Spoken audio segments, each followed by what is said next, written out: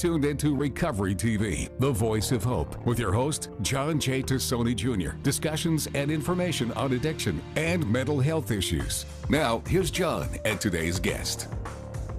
Welcome to Recovery TV, and I'm your host, John Tassoni. A little bit different today. The numbers are staggering. People are dying, young, old. We're going to talk today about the Spanish community. My guest today is Victor Baz, and Victor is with a company called Club Ambition, who does a lot of podcasts in the Spanish community. So Victor, thank you for joining us today. Thank you for the invite, John. Great to have you on. Appreciate you. Thank you very much. So tell us a little bit about Club Ambition. Well, Club Ambition is basically now a multimedia company, also production house at the same time. We do a lot of content, but it originally started as just a couple friends in a car reacting to music in high school.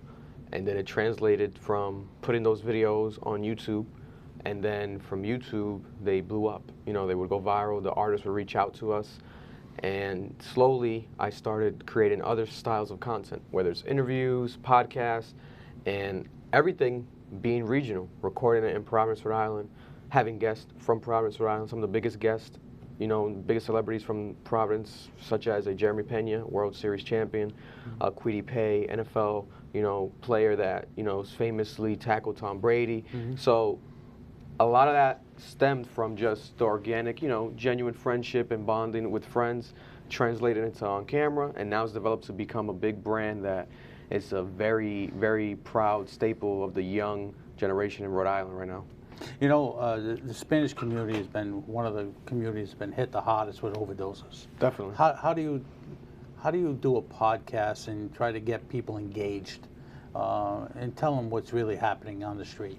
Yeah, so basically, when it comes to the podcast realm, I always focus on those very important stories that hit home to me. So, for example, recently there's been a case with like a famous rapper such as Kodak Black. He's very famous, but he tends to, you know, be high, literally high on drugs, and he does interviews while he's high. He goes on Instagram Live talking to his fans while he's high. And people have been kind of calling him out, but on my podcast, I'll double down, I'll highlight it, I'll tell people, hey, this type of stuff is not okay. You can love the music, but let's pay attention to what he's saying in his music, you know.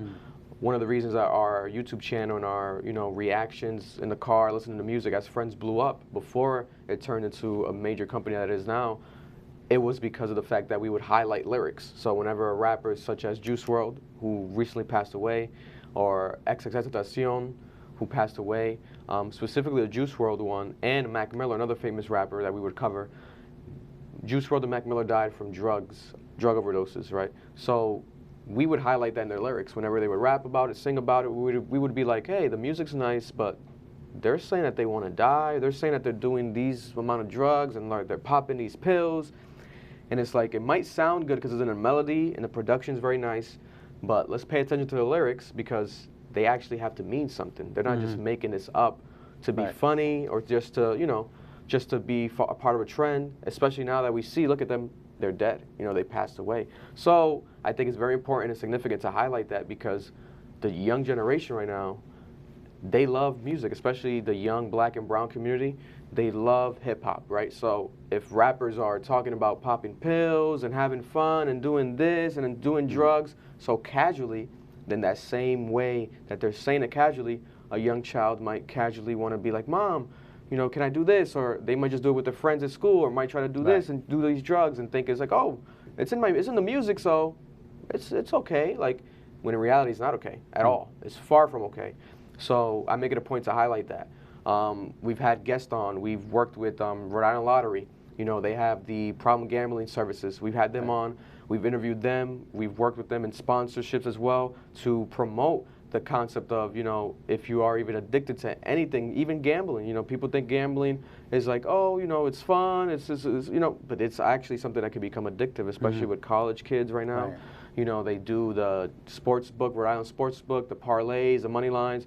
You know, I've done some myself, but everything is good in a balance, you know, like responsibly doing it, right? But a lot of these people go broke. You know, they spend their hard-earned money, or they spend, you know, sometimes even I've heard stories of loaned money that they're supposed to use for, you know, paying college tuition. They'll spend it on you know, actually betting and trying to hit a major parlay. So that's something that is also important to highlight. You know, it's not necessarily a drug, but it is an addiction. Any form of addiction needs to be highlighted, especially with the young generation right now, and even locally. So I really haven't seen nobody within my community or of my stature, you know, kind of highlight it to the level I have.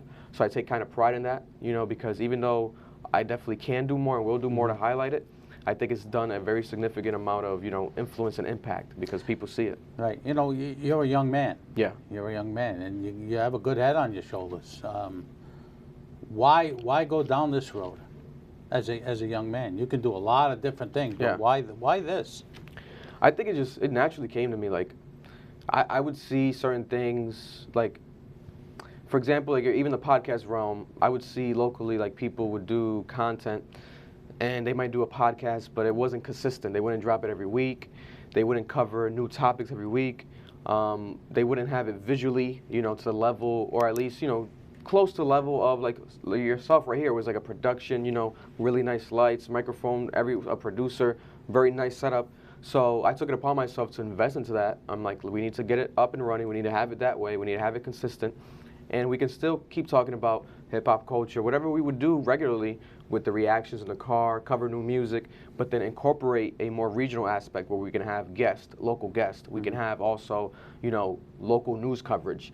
You know, every week, thankfully and humbly, we've been able to go viral covering Rhode Island news. You know, we have clips on TikTok, Instagram that get hundreds of thousands of views just talking about stuff that happened in this small state. You know, it's the smallest state in the country, but we have some of the biggest and most, you know, thought-provoking stories, thought-provoking, you know, situations and interesting people, and they're all here. So I just organically, without trying to, you know, force it because of that, I just wanted to do something that I felt like it wasn't happening. Let me do it myself. And once I started doing it, it started clicking, it started working. People loved it, you know, so it kind of just proved me right. Well, you know, you're a leader. You're not a follower. Yeah. You know, and a lot of people look up to you in the Spanish community to bring what you bring forward. Where do you get your ideas from?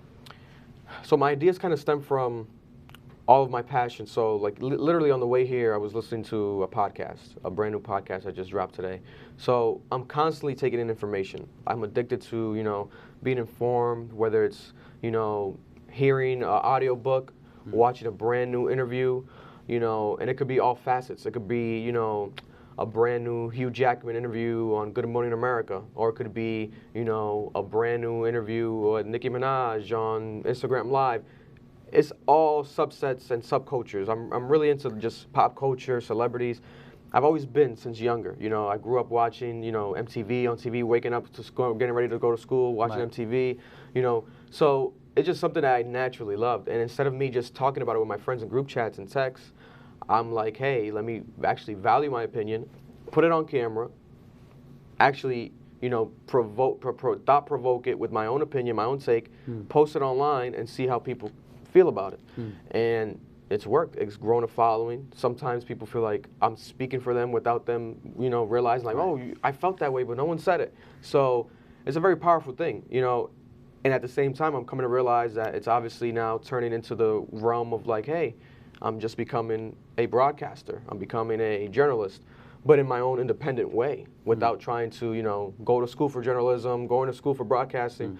You know, I do have learning on the fly. Learning on the fly. We're going to take a break, and we want to talk more about that when we come back. 100%. You're watching Recovery TV, and I'm your host, Sean Tassoni. We'll see you in a minute, right after these messages.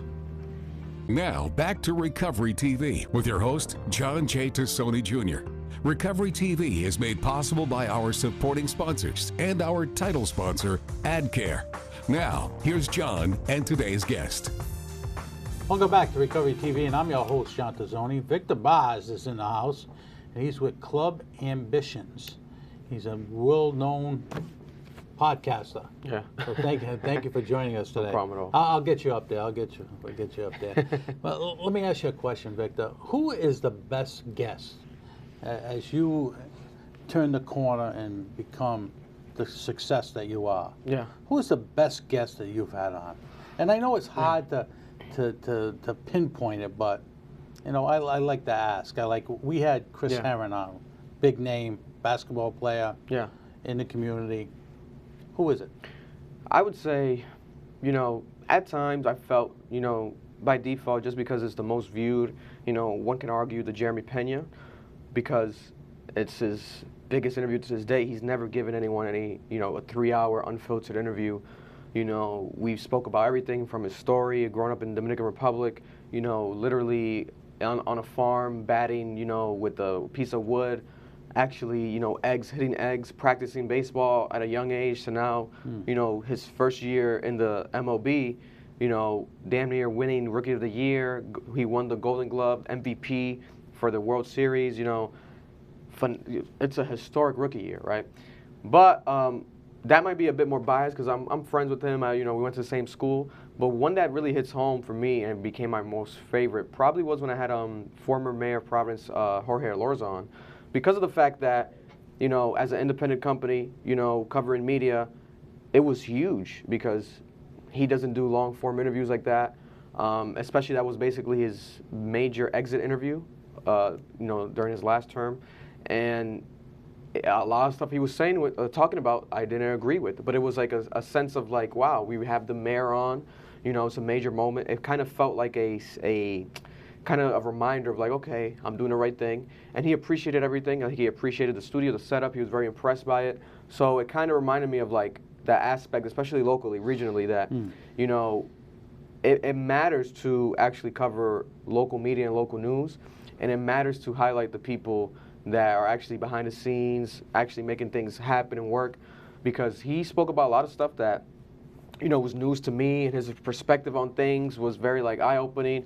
And a lot of people locally loved it. They were like, wow, how did you get the mayor on? How did you get the mayor on? Like, to this day, people get confused. And I'm like, I just reached out. I just reached out, and they responded. Hopefully, I can continue that pattern. I've been reaching out to, politicians such as the governor, the new mayor.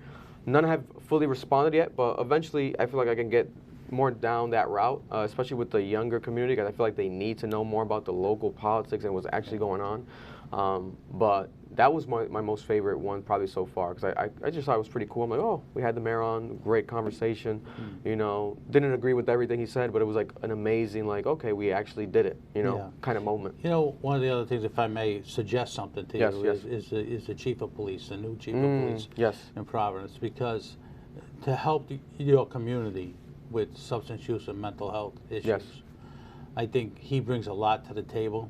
Yeah. Because he's been there, done that. Oscar Perez? Yeah. Correct? Yes. So I think one of the things, too, is we obviously interact and become friendly, because we need to get into your community, Spanish and brown community. Yes. The overdoses are beyond belief, and people don't really realize that. Yeah. Because we need for these kids to do something after school. We need to provide after school programming. We need to keep them off the street. We need to get more sporting events, more things. We need a local individual who's high ranking as far as a celebrity to come out and say, listen, kids, this is what we need to do. Yeah.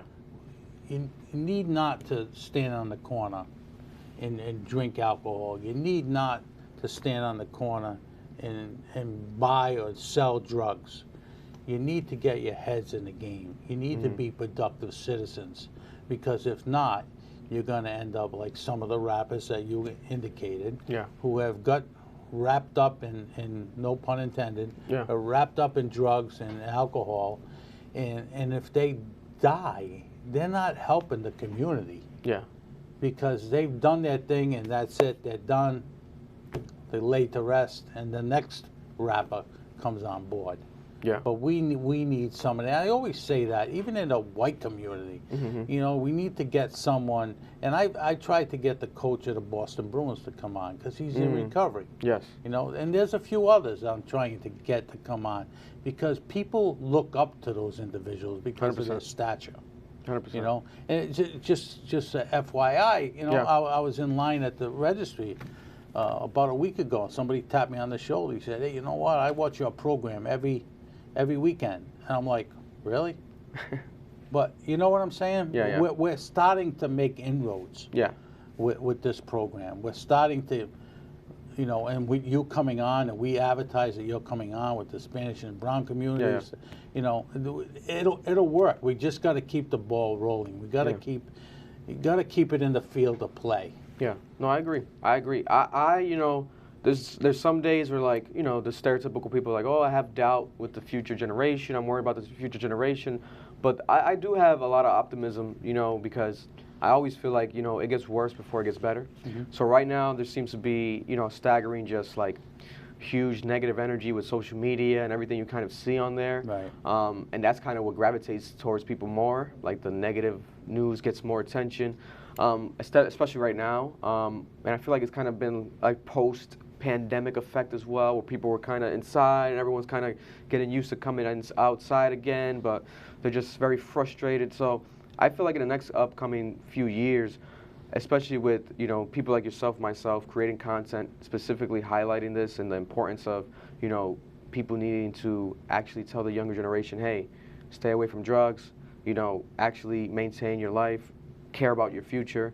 It's okay to have fun, but hey, actually remember that this can lead to something hugely negatively impacting you. One bad mistake. Could ruin your life. 100%. We're going to take another quick break. Right, no problem. You're watching Recovery TV, and I'm your host, Sean Tassoni. We'll be right back after these messages.